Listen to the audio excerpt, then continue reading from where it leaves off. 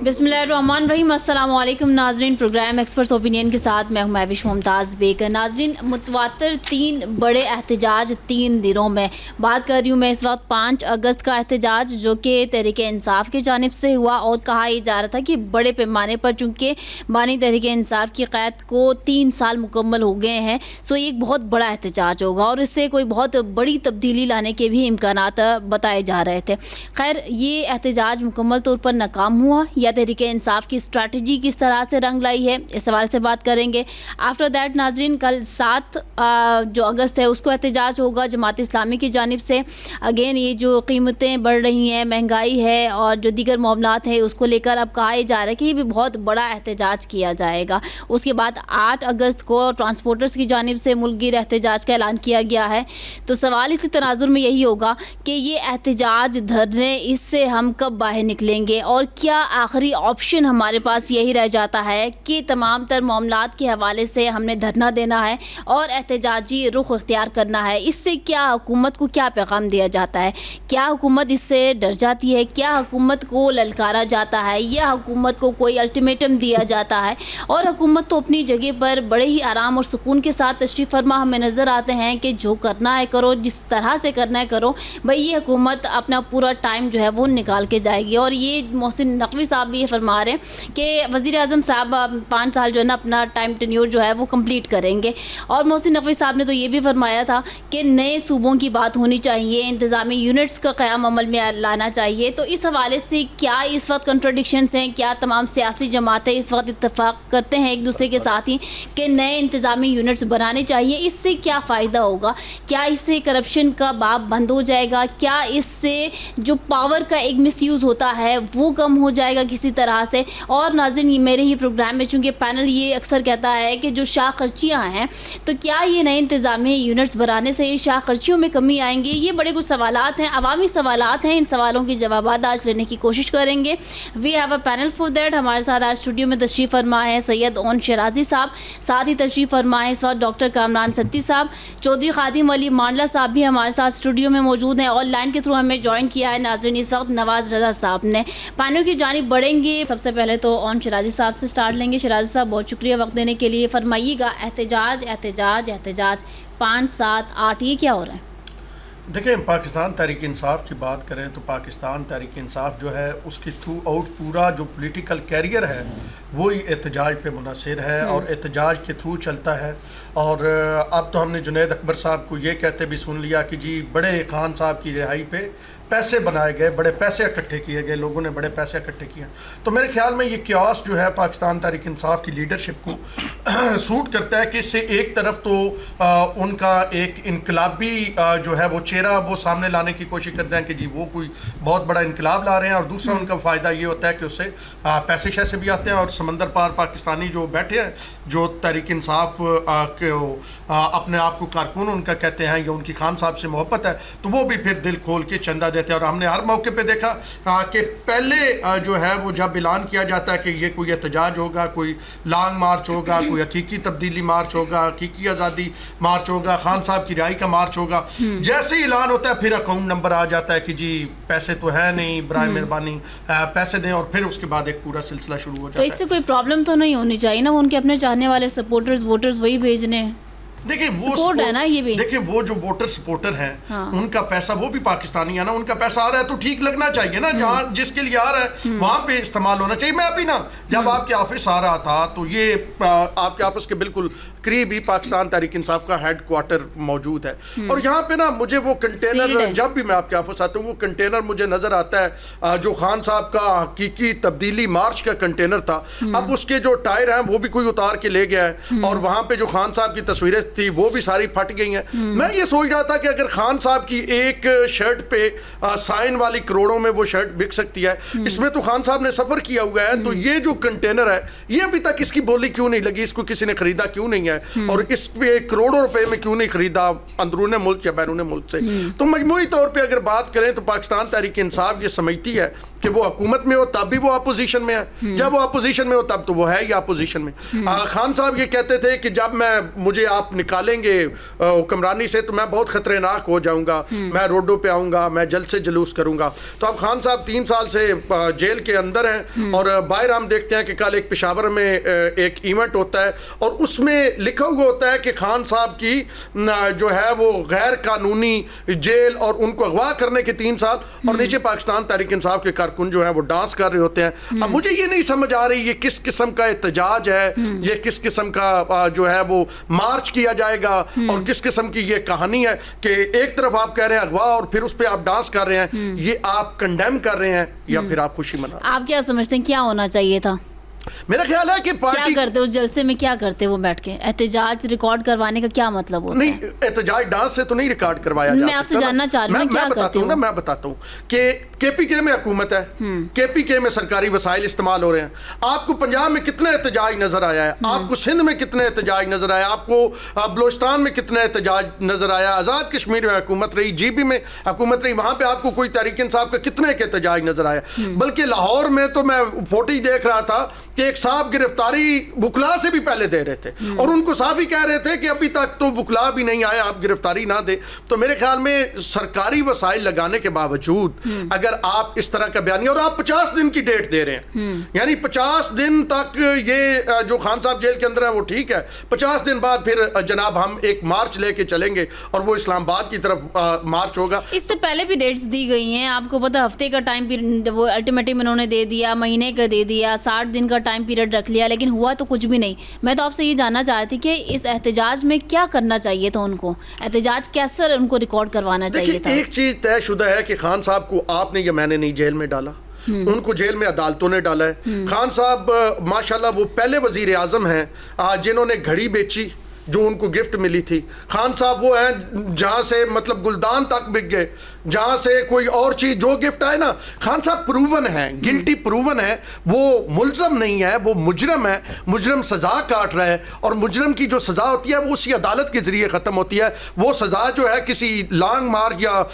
9 مئی کے ذریعے جو طریقہ کار اپنائے جاتے ہیں نا, ان چیزوں سے ختم نہیں ہوتی.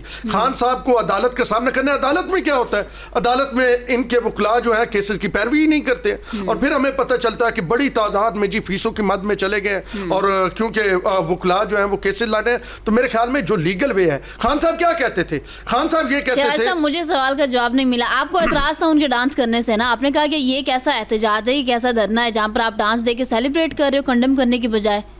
کیا کرتے, کیا کرنا چاہیے تھا, کیسے لیڈ کرتے ہیں؟ دیکھیں میں آپ کو گائیڈنس تو دے دے نا ان کو. میں آپ کو بتاتا ہوں نا جی, لیڈ اگر کرنا ہے تو پاکستان تحریک انصاف کی مرکزی قیادت جو ہے وہ کوئی وے آؤٹ تو دے نا. اسد کیسر صاحب جو ہے وہ اور بیان دیتے ہیں, اس کے ساتھ برسٹر گوہر اور بیان دیتے ہیں, علیمہ خان اور بیان دیتی ہے, عظما خان اور بیان دیتی ہے, اور پھر دیگر جو لیڈرشپ ہے وہ کسی اور طرف چلی جاتی ہے. تو پہلے پوری پارٹی کو آپ واٹس ایپ گروپوں میں جو لڑائی چل رہی ہے نا پاکستان تحریک انصاف کی, اگر وہ پہلے پوری پارٹی کو ایک بیٹھنا تو چاہیے, ایک متفقہ لائے عمل تو بنانا چاہیے. اپنے ورکر کو, اپنے ووٹر کو کنفیوز نہ کرے. آپ نے بہت مروایا اپنے ورکر کو. جو سیاسی قیادت ہوتی ہے اس کی ایک اہم ترین چیز ہوتی ہے اس نے اپنے ورکر کو محفوظ بھی رکھنا ہوتا ہے. اب آپ نے کیا کیا, کچھ پریس کانفرنس سے کر کے سائڈ پہ ہو گئے. اب کچھ جناب یورپ سے ہمیں ان کی تصویریں آ رہی ہیں, ویڈیوز آتی ہیں, وہ جناب ادھر چلے گئے, کچھ ایم این اے بن کے بیٹھ گئے, کچھ سینیٹر بن کے بیٹھ گئے. آپ نے ورکر کو مروایا, اور آپ نے ٹھیک ٹھاک ورکر کو مروایا. تو آپ کم از کم یہ سوچیں کہ جو بھی پالیسی بنانی ہے اس میں ورکر کو بھی محفوظ رکھیں, صرف یہ نہیں کہ آپ کی سکن محفوظ رہے اور ورکر جو ہے وہ ظلم سہتا رہے. ڈاکٹر صاحب thank you so much for being with us. فرمائیے گا 5 اگست کا احتجاج کیا آپ کا انالیسس ہے کہ فلاپ بھی تھا, اگین فلاپ شو انہوں نے کر کے دکھایا ہے, یا پھر اس سے زیادہ وہ کچھ کر نہیں سکتے تھے؟ اور شیرازی صاحب نے جو گفتگو کی اس سے ایگری کریں گے آپ؟ بالکل, میں ان کی گفتگو سے تو بالکل ایگری نہیں کرتا, کیونکہ کسی بھی سوسائٹی میں احتجاج کرنا اس سوسائٹی کے مہذب ہونے کی, ان کی بیدار ہونے کی اور سیاسی طور کے اوپر میچور ہونے کی علامت ہوتی ہے. دیکھا یہ جاتا ہے کہ جو احتجاج لوگ کرتے ہیں تو احتجاج کی قانونی اور آئینی حیثیت کیا ہے. ہمارا آئین بھی اس کی اجازت دیتا ہے, ہمارا قانون بھی اس کی اجازت دیتا ہے, کیونکہ جب آپ احتجاج کا راستہ روکتے ہیں تو اس کے بعد ملیٹنسی جنم لیتی ہے, اور ملیٹنسی کو اور لوگ جب اسلحہ اٹھا کے حکومت کے خلاف لڑتے ہیں اس سے لوگوں کو دور رکھنے کے لیے واحد یہ راستہ ہوتا ہے کہ احتجاج کا راستہ کھلا چھوڑا جائے تاکہ لوگ احتجاج کر کے اپنا معافی و ضمیر جو صاحب اقتدار لوگ ہیں ان کے سامنے رکھ پائیں. دوسری یہ بات ہے کہ خان صاحب کو عدالتوں نے جیل میں ڈالا ہے. عدالتوں نے تو نواز شریف صاحب کو بھی جیل میں ڈالا تھا, تو کس طرح سے ان کو وی آئی پی پروٹوکول کے ذریعے سے تمام کیسز معاف ہو گئے. عدالتوں نے تو زرداری صاحب کو بھی جیل میں ڈالا تھا, تو جب ان کی یہاں پہ مقتدر حلقوں کے ساتھ سیٹنگ ہو جاتی ہے تو سارا کچھ ٹھیک ہو جاتا ہے. تو اس لیے خان صاحب بھی 3 سال ہو گئے وہ جیل میں ہیں, تو ان کے جو چاہنے والے ہیں, جو ان کے پولیٹیکل ورکرز ہیں, جو مطالبہ سامنے رکھ رہے ہیں, تو میں تو ذاتی طور کے اوپر, میرا کسی پارٹی سے تعلق نہیں ہے, لیکن میں دیکھتا ہوں کہ آئینی اور قانونی لحاظ سے ان کا مطالبہ ٹھیک ہے یا نہیں ہے. وہ تو یہ کہتے ہیں کہ خان صاحب کا جو ٹرائل ہے وہ فیئر ٹرائل ہونا چاہیے. وہ یہ نہیں کہتے کہ آپ اڈیالہ جیل کا دروازہ کھولیں اور خان صاحب کو باہر نکالیں. فیئر ٹرائل ہونا چاہیے. کونسل جو ان کے ہیں, وکلا ہیں. لیکن آپ نے یہاں پر نواز شریف صاحب کو اور زرداری صاحب کا ذکر کیا, تو وہ ڈیل کر کے باہر گئے ہیں, تو پھر خان صاحب کو کس نے روکا ڈیل کرنے سے؟ جی, ڈیل کر کے باہر گئے ہیں اور ڈیل کر کے واپس بھی آئے ہیں. ڈیل نہ کرنے کی وجہ سے احتجاج سے نکالے گئے, ڈیل کر کے دوبارہ سے اقتدار میں آ گئے. یہ تو سارا کچھ ہوتا ہے.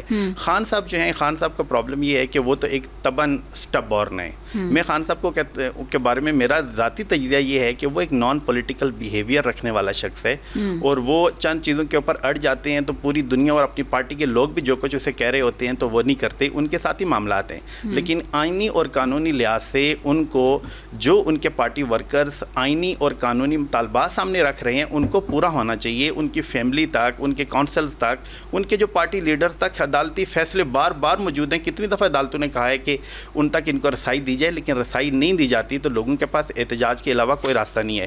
دوسری یہ بات ہے کہ احتجاج ان کا کامیاب ہوا ہے یا نہیں ہوا. تو احتجاج جب لوگ اکٹھے ہو کے تو اپنا نقطہ نظر لوگوں کے, عوام کے یا حکومت کے سامنے رکھتے ہیں تو وہ احتجاج کامیاب ہو جاتا ہے. چاہے وہ 10 لوگ کریں تو پتہ چلتا ہے کہ لوگ کیا چاہ رہے ہیں, چاہے وہ 10 ملین لوگ کریں تو پتہ چلتا ہے کہ لوگ کیا چاہ رہے ہوتے ہیں.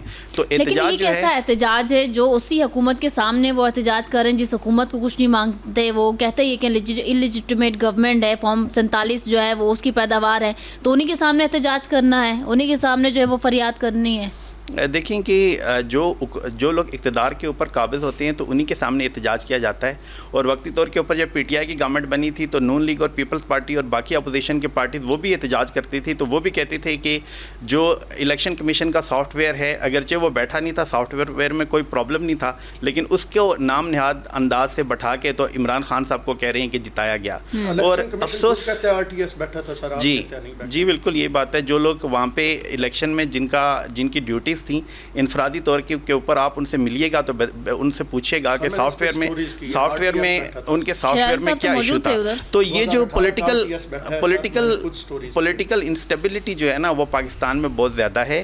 تو میں اگر بالکل 2011 سے کون ہے جو سڑکوں سے اٹھ نہیں رہا, کون ہے جو چین کے صدر کا دورہ نہیں کرنے دے رہا. اب آپ دیکھیں یہ 27-50 دن بعد کا جو ڈیٹ رکھا گیا ہے, آپ نے اس کو نوٹس کیا ہے کہ برکس کا اجلاس ہونا ہے, صدر شی نے اور اس کے ساتھ جو رشیا کا پریزیڈنٹ ہے انہوں نے ایشیا کا وزٹ کرنا ہے. یہ حکومت بھی تو تحریک انصاف کی پاور کو نہیں مانتے کہ پاور لیس ہے اس وقت, ان کے ڈسٹریبیوٹ ہو گئے سارے کے سارے. بات یہ ہے کہ جب بھی کوئی احتجاج کرتا ہے نا تو اس کا مطلب ہے کہ ملک کے اندر پولیٹیکل انسٹیبلٹی ہے.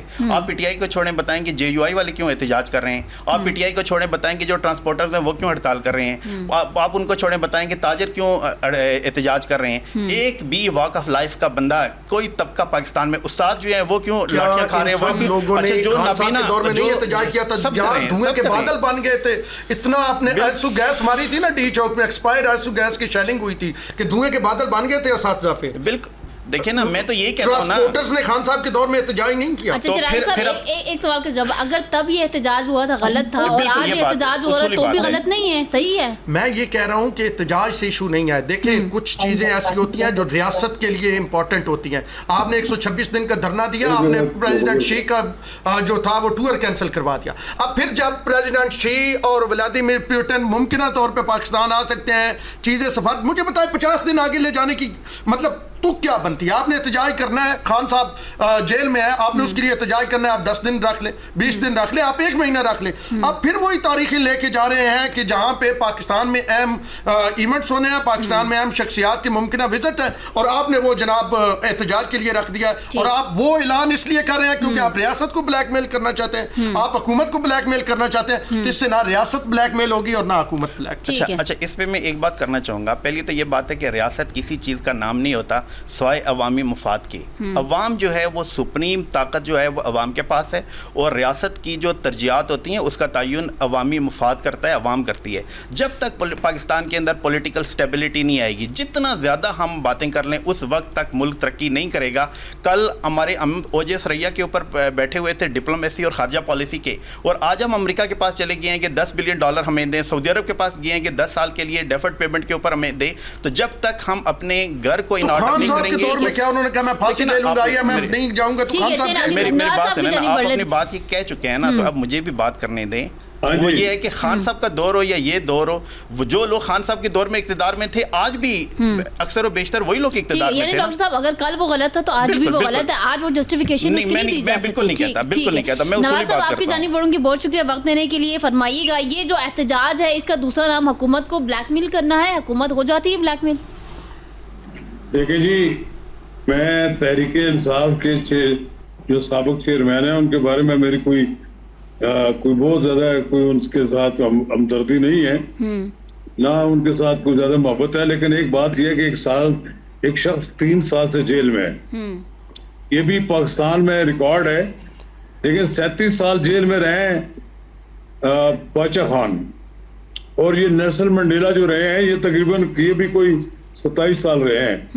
لگتا مجھے یہی ہے کہ اقتدار کے لوگوں کا پروگرام یہ ہے کہ ان کو کوئی نیلسن منڈیلا بنا لیں یا یہ باچا خان کی تاریخ دہرائیں. 3 سال مجھے لگتا نہیں تھا کہ یہ 3 سال گزاریں گے، یہ بہت پہلے رہا ہو جائیں گے. لیکن کریڈٹ دینا پڑتا ہے کہ 3 سال انہوں نے کسی نہ کسی طرح گزار دیے. لیکن اس میں دیکھیں جیل میں جانا تو کوئی یہاں اس ملک میں کوئی بڑا آنر فیل کیا جاتا ہے. کچھ لوگ کہتے ہیں کہ اس نے فلاں شخص لیڈر نے اتنی جیل کاٹ لی. جیل تو اس ملک میں نواز شریف نے بھی کاٹی، بے نظیر بھٹو نے بھی کاٹی، آصف علی زرداری نے بھی کاٹی، اور ایسے لوگ ہیں خواجہ شورش کشمیری ہیں، تاج محمود ہیں، شاہد خاقان عباسی ہیں، خواجہ سعد رفیق ہیں، خواجہ آصف ہیں، یعنی بڑی طویل فہرست ہے. لیکن عمران خان صاحب کی 5 اگست کو جو جلسہ ہوا ہے یہ احتجاج ان کا حق ہے، اور بغیر اگر کسی طرح کے کوئی ہنگامہ کیے وہ پورے ملک میں احتجاج کرتے ہیں تو ان کو احتجاج کرنے کا حق ملنا چاہیے. لیکن اس پورے احتجاج میں ایک بات سامنے آئی کہ انہوں نے کہا ہم 27 ستمبر کو یعنی 50 دن بعد ہم اسلام آباد کی طرف جائیں گے. یعنی اسلام آباد میں پتہ نہیں کیا رکھا ہوا ہے جو اس کو آپ فتح کرنے آتے ہیں یا وہاں پر نظام تلپٹ کرنا آتے ہیں. اب تک تو جتنے بھی لانگ مارچ ہو چکے ہیں، اب تک جتنے مظاہرے ہو چکے ہیں، نہ تو سن 2014 والا کامیاب ہوا تھا، اس وقت بھی نواز شریف کی حکومت ختم نہیں ہو سکی تھی، اور اب بھی جو طالب جو تھے اپنے علی احمد گنڈا پور علی امین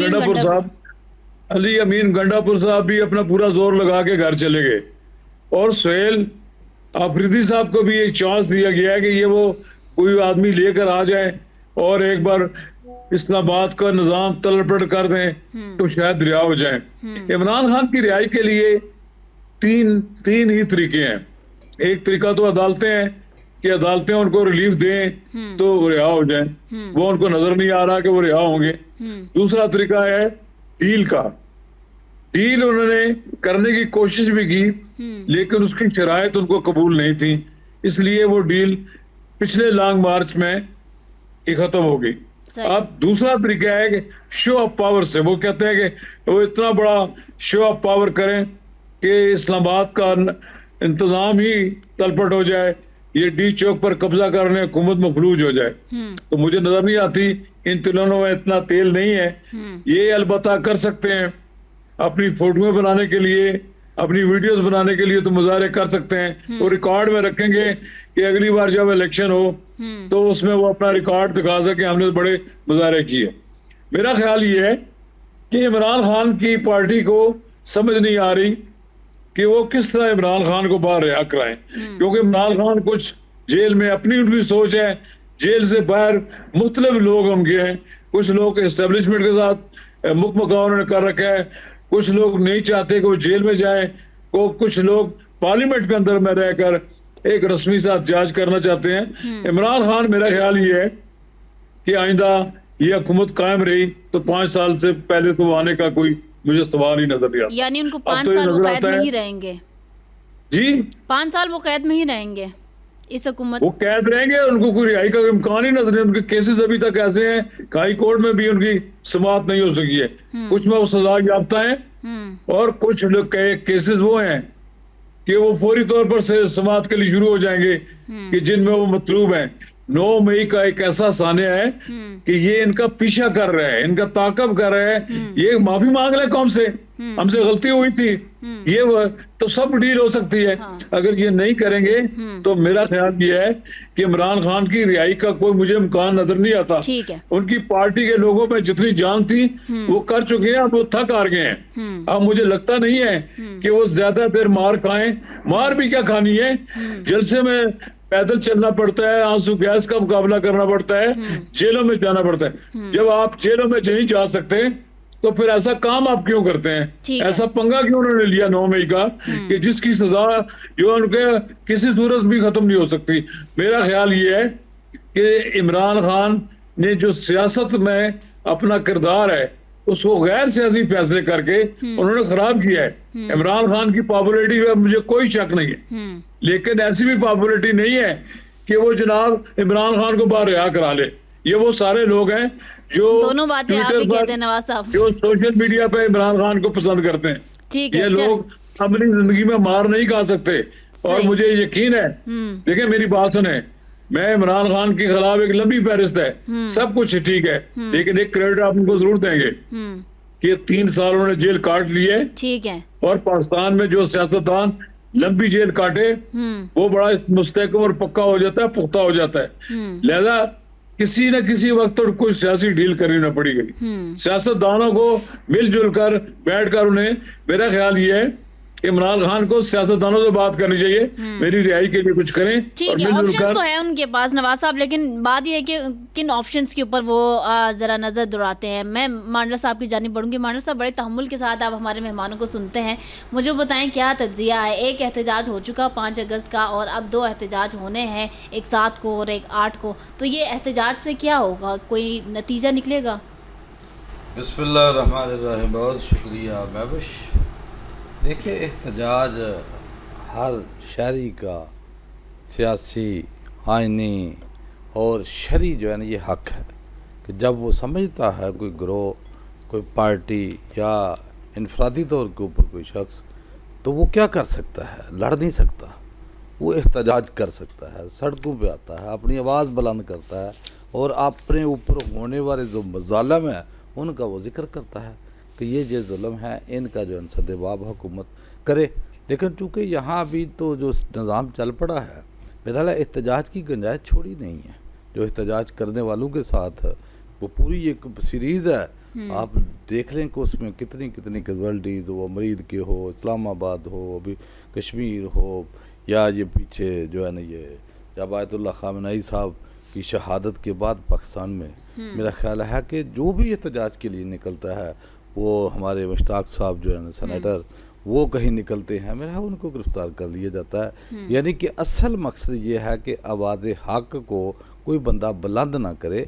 और सामने एहतजाज जब होता है ना सियासी, जहाँ जमहूरी हुकूमतें होती हैं वो एड्रेस करती हैं, वो ये नहीं देखती कि ये किस पार्टी के लोग हैं, वो देखते हैं कि कितने लोग हैं, इनको ज़ाहिर तकलीफ़ है, वो 10,000 हो, 10 हो या 10 लाख आवाम हो, उनका काम है एड्रेस करना کہ واقعی جو مسائل ہیں نہیں مانا صاحب جب آپ دعویٰ کرتے ہیں کہ آپ عوامی حکومت ہیں اور آپ کے پاس عوام کی طاقت ہے تو پھر جب آپ نے باہر نکلنا ہے تو پھر عوام کا ایک لشکر آپ کے ساتھ تو نکلنا چاہیے. عوام کا ایک جو میں نے سیریز لسٹ بتائی ہے اس کے بعد کہاں سے لوگ نکلیں گے, کیسے نکلیں گے؟ مجھے دعویٰ کرنا چھوڑ دیں. نہیں ایسے جمہوری حکومتیں کر سکتی ہیں کہ آگے سے آپ نے روکنا ہے اپنی سیاسی بصیرت سے, حکومت سے, اس کو بندوق سے روکنا شروع کر دیں گے, اس کو اپنی جو ہے سرکاری مشینری کو استعمال کرنا شروع کر دیں گے, تو میرا خیال ہے کہ وہ تو اپنے شہریوں کے اوپر تو نہیں مناسب نہیں لگتا.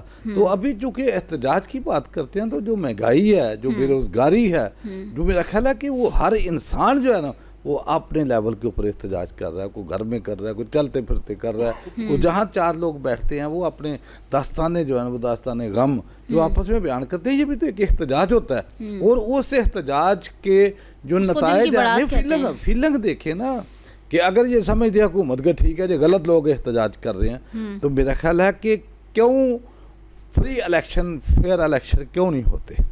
کیونکہ ان کو پتہ ہے کہ جب الیکشن ہوں گے تو جو عوام ہے وہ ان پالیسیز کے ساتھ نہیں ہوگی, اس مہنگائی کے ساتھ نہیں ہوگی, اس بے روزگاری کے ساتھ نہیں ہوگی, اس ناانصافی اور ظلم کے ساتھ نہیں ہوگی. یہی وجہ ہے کہ وہ لوگوں کو جو ہے نا ابھی پی ٹی آئی کو تھرو آؤٹ الیکشن سے باہر رکھا جاتا ہے, ان کا سمبل چھین لیا, فلاں کر لیا. تو یعنی کہ آپ حالات تو دیکھیں.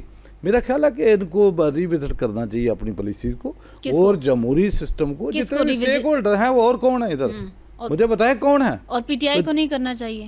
پی ٹی آئی جو اپوزیشن میں ہوتا ہے اس کے پاس کیا اختیار ہوتا ہے؟ یہ تو جو گورنمنٹ ہوتی ہے نا, گورنمنٹ کا کام ہوتا ہے. اپوزیشن ہو دیکھو نا, کبھی جب پی ٹی آئی کی گورنمنٹ تھی تو کیا بلاول بھٹو کراچی سے آتا تھا. انہی کے سپورٹرز ووٹرز کا شکوہ یہ بھی ہے کہ کبھی عوام کے لیے نہیں نکلے نا. اپوزیشن کی سب سے بڑی جماعت ہے نا تحریک انصاف, مہنگائی کے لیے, عوام کے حقوق کے لیے تو کبھی نہیں نکلی ہے.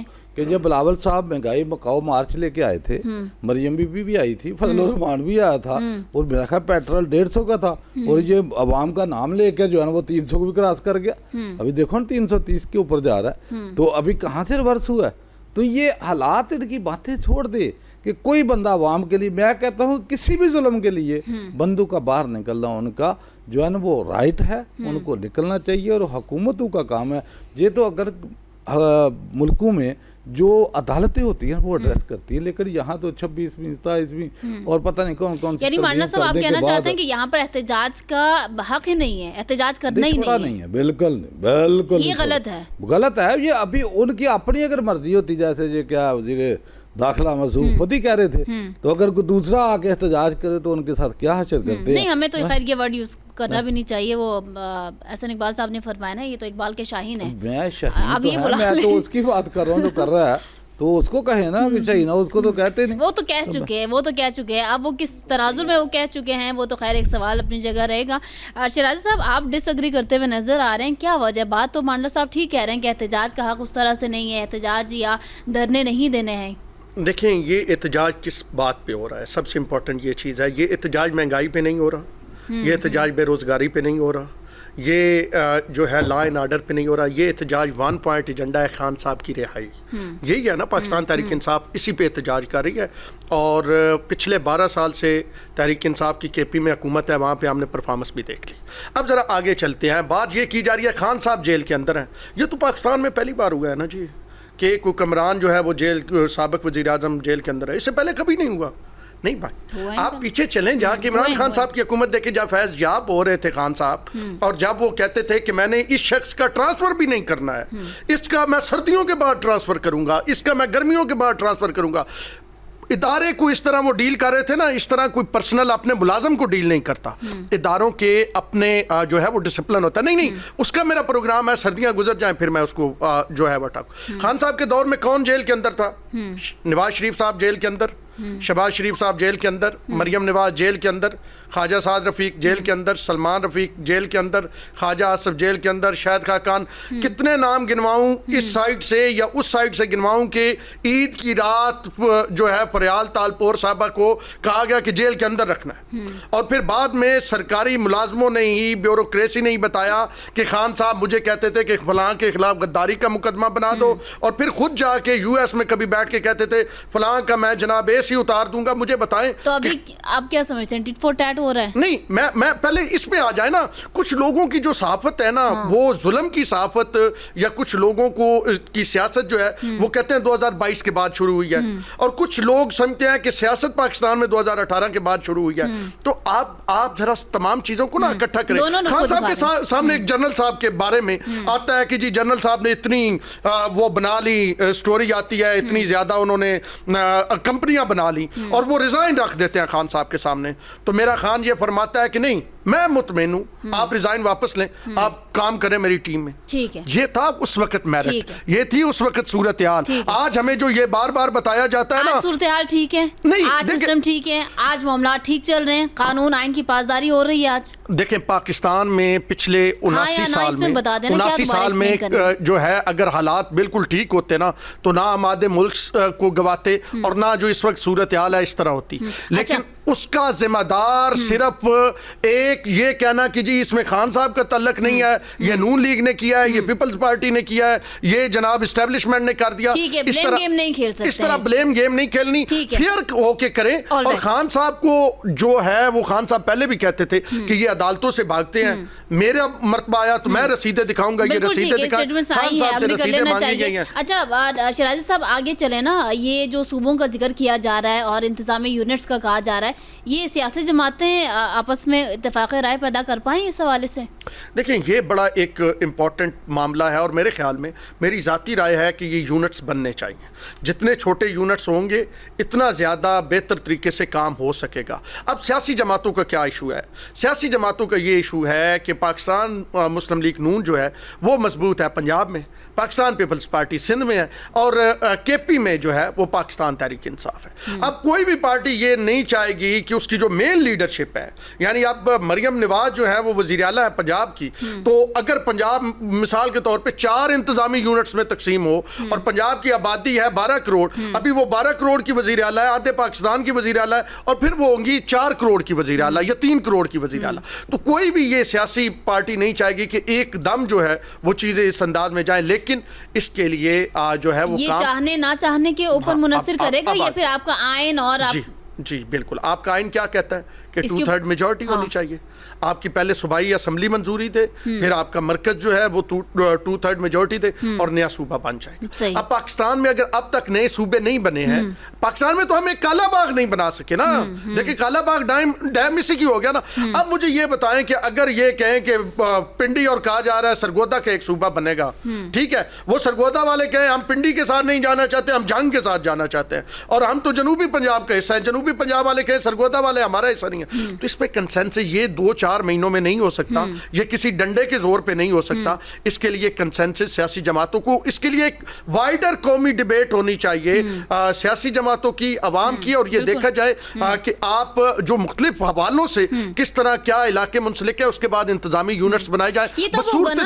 شرط صاحب یہ تب ہوگا جب طے ہو جائے کہ بھائی یہ انتظامی نئے یونٹس بننے ہیں اور بنیں گے. دیکھیں پہلے ہوم ورک تو ہو جائے نا کہ بن سکتے ہیں یا نہیں بن سکتے, کتنے بن سکتے ہیں, کس انداز میں بن سکتے ہیں. آپ دیکھیں نا صوبہ ہزارہ والے ہیں نا, وہ تو پورا صوبہ لے کے پھر رہے ہیں نا کہ اس طرح ہمارا صوبہ بنے گا.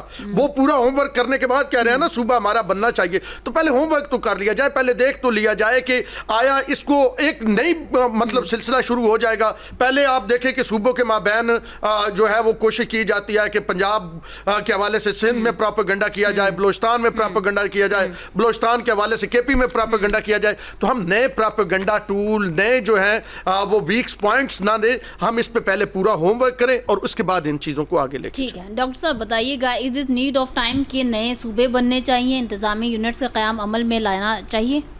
دیکھیں پاکستان میں یہ مسئلہ ہے کہ جو حقیقی ایشوز ہیں وہ حقیقی ایشوز کے جن کا تعلق پاکستان کی 24 کروڑ عوام کے ساتھ ہے, وہ مہنگائی ہے, وہ بے روزگاری ہے, وہ یہاں پہ قانون کی حکمرانی کا نہ ہونا ہے, سیاسی عدم استحکام کا ہونا ہے, یہ پاکستانی عوام کی حقیقی ایشوز ہیں. ان حقیقی ایشوز میں جب ابھار آتا ہے عوامی تحریکات کا تو لوگوں کی توجہ حقیقی ایشو سے ہٹانے کے لیے کچھ نان ایشوز ہیں.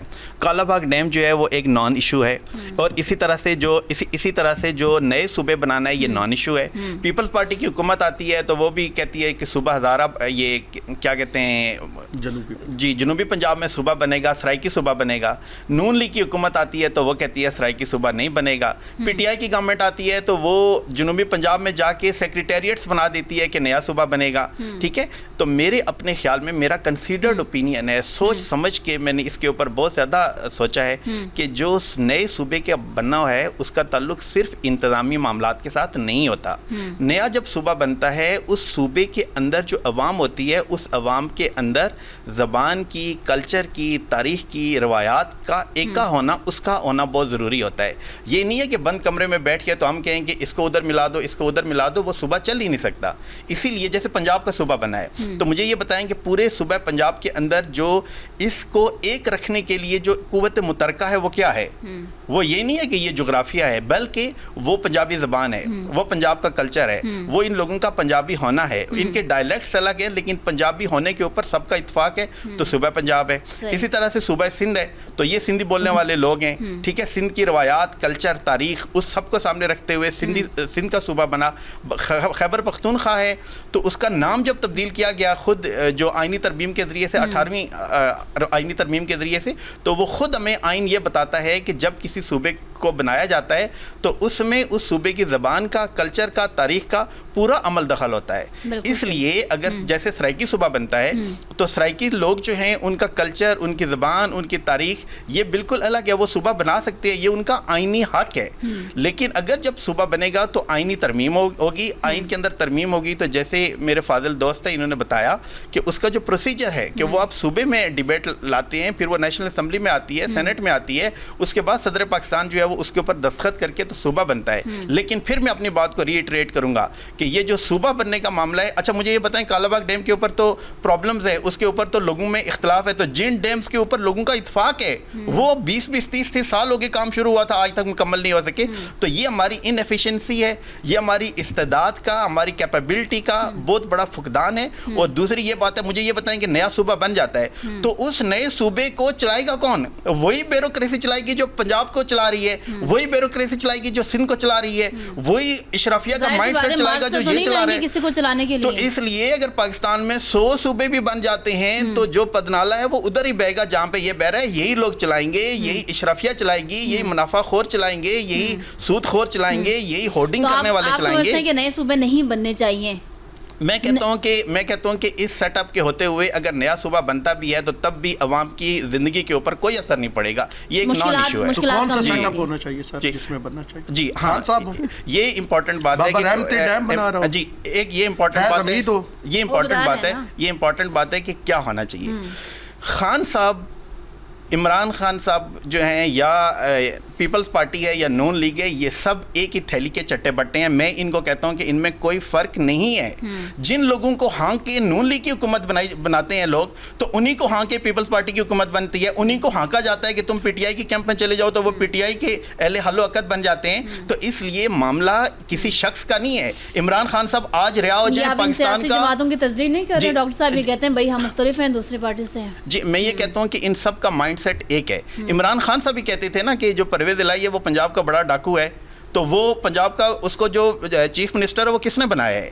عمران خان صاحب کے بیانات دیکھیں. جی ابھی وہ پارٹی کے صدر ہیں. تو اس لیے میں کہتا ہوں, میرا یہ اصولی موقف ہے کہ یہ سارے ایک ہی مائنڈ سیٹ کے ہیں. جب تک عوام خود فیصلہ نہیں کرے گی اس وقت تک پاکستان کی تقدیر نہیں بدلے گی. اس اشرفیہ سے, ان سیاستدانوں سے, اس بیوروکریسی سے مجھے خیر کی امید نہیں ہے. یہ انگریزی جو سامراج یہاں پہ تھا یہ اس کی کنٹینویشن ہے. ٹھیک ہے نواز صاحب, آپ کی جانب بڑھوں گی, فرمائیے گا نئے صوبے وقت کی ضرورت ہے یا نہیں ہے؟ عوام, پاکستانی عوام کا یہ مطالبہ ہے نئے صوبوں کا, نئے انتظامی یونٹس کا, یا پھر یہ جسٹ ایک دوبارہ سے لہر چھوڑ دی گئی ہے جس کے اوپر ہونا کچھ نہیں ہے, صرف باتیں ہی ہونی ہیں اور صرف جو ہے نا ایک دوسرے کے آئیڈیاز سے شیئر ہونے؟ یہ بے وقت کی راگنی ہے. نہ اس وقت کوئی ایشو تھا, لوگوں کو ایک کام پہ لگا دیا گیا ہے. کچھ لوگ کھڑے ہو گئے ہیں کہ جناب صوبے نے بننے چاہیے, کچھ کہتے ہیں کہ نہیں بننے چاہیے. میرے خیال میں یہ کہ پہلی بات تک بننا ہی ممکن نہیں ہے. پاکستان کے آئین 1973 کے تحت پہلے صوبوں کی کنسنٹ دی جاتی ہے, 2/3 میجارٹی چاہیے. اور پھر اس کے بعد قومی اسمبلی اور سینٹ آتی ہے. اور پھر دوسری بات آپ دیکھیں, آپ پنجاب کے تو حصے بکھرے کر لیں, ایک جنوبی پنجاب کا بنا دیں, ایک مغربی پنجاب کا بن جائے. سندھ میں کیسے آپ کریں گے؟ سندھ میں تو پیپلز پارٹی کی موت اور زندگی کا مسئلہ ہے, وہ اردو سپیکنگ کا نیا صوبہ نہیں بننے دیں. یہی صورتحال کے پی کے کی ہے. اب ایسے ہی ایک مطلب خواب کا ایک نیا ایشو کھڑا کر دیا گیا ہے کہ نئے صوبے بنائیں, اور 22 صوبے بنائیں گے, پہلے ہی پیسے آپ کے پاس نہیں ہیں. آپ لوگوں کی تنخواہیں دینے کے لیے, سرکاری ملازمین کی تنخواہیں دینے کے لیے اسٹیٹ بینک کے پاس بار بار ہمیں قرض کے لیے جانا پڑتا ہے. جو پہلے ہی ہم اپنے ہمارے حالات ایسے ہوں, وہاں ایک نوکر شاہی کا ایک بڑا, اور جناب آپ نئے صوبائی اسمبلی کے ارکان بنا دیں کہ جناب جو ضلع کونسل کے رکن ہوتے ہیں اس لیول کے لوگ آ جائیں. یہ ممکن نہیں ہے. اور پھر یہ تجویز جو ہے سیاستدانوں کی طرف سے آنی چاہیے, اس کا فیصلہ سیاستدانوں کو کرنا چاہیے. اور میں آپ کو یہ بتا دوں, موجودہ حکومت کا جو سٹرکچر ہے اس میں پیپلز پارٹی کسی صورت میں بھی اس کا حصہ نہیں بنے گی, ورنہ اس کی ساری سیاست سندھ میں ختم ہو جائے گی. اسی طرح آپ یہ بھی کہہ, آپ کو بتا دوں, پیپلز مسلم لیگ بظاہر تو مخالفت نہیں کرتی نظر آتی, لیکن کبھی کسی صورت میں بھی تختے لاہور میں بیٹھنے والا شخص جنوبی پنجاب کو اپنے سے الگ نہیں ہونے دے گا. اور یہ آپ نوٹ کر لیں کہ یہ جو کچھ لوگ بیٹھ کر ہزارہ کے صوبے کے گیت بھی گا رہے ہیں, یہ ایسے رسمی کروائیاں ہیں, بہت ناممکن مشکل ہے. میرے خیال میں یہ پہلے بھی کئی بار ہو چکا ہے. باولپور والے بھی بیٹھے ہوئے ہیں, کیا ان کا صوبہ نہیں بننا چاہیے, وہ ریاست تھی. یہ سب لوگ, میرا خیال یہ ہے, یہ مسئلے کا حل نہیں ہے کہ نئے صوبے بنا دیں. مسئلے کا حل یہ ہے کہ اپنے اخراجات کم کریں, مزید کم کریں. اور یہ دیکھیں, اس ملک میں لوگوں کو کھانے کے مسائل ہیں, لوگوں کو پہننے کے مسائل ہیں, لوگوں کے 2 وقت کی روٹی سکون سے نہیں ملتی. اس ملک کے اگر پارلیمنٹیرین اور اس ملک کے حکمران اپنی تنخواہوں میں اضافہ کر لیتے ہیں تو لوگ اس پہ نالا ہوتے ہیں. اور میں اب بھی یہ بتا دوں آپ کو کہ پنجاب میں مسلم لیگ نون کی حکومت ہے, اور بے پناہ وہ ترقیاتی کام کر رہی ہیں اور سب کچھ کر رہی ہیں, لیکن عام شخص نالا ہے. اس بات سے نالا ہے کہ انہوں نے اپنے اخراجات کم نہیں کر رہے. اخراجات کم کریں, لوگوں کو بتائیں کہ جناب ہم نے آپ کے لیے اپنے تنخواہیں کم کر دی ہیں. اپنے اگر یہ وزراء اور یہ پارلیمنٹ کے ممبرز تنخواہیں نہ لیں تو کیا کوئی قیامت آ جائے گی؟ یہ لوگ کو غریب ہیں.